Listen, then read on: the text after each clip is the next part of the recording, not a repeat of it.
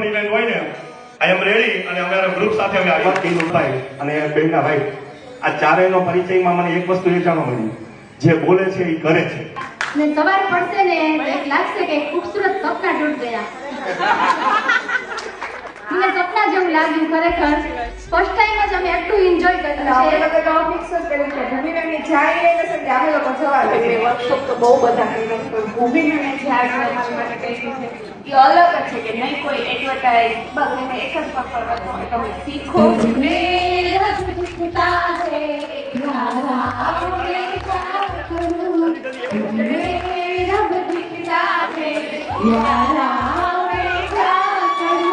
madam મને પૂછ્યું કે કેમ રડાય છે તો મેં કીધું કે મને આ ખુશીના આંસુ છે કારણ કે ઘણી બધી લેડીઝ એવી હોય કે ઘરમાંથી હસબન્ડ નાના બેબી હોય કે પછી ઘર મૂકીને જઈ ન શકતી હોય પણ આ તો શું શીખવાના કારણે આવ્યા હતા પણ શીખવાની સાથે સાથે એટલું એન્જોય કર્યો છો ને આ 3 દિવસ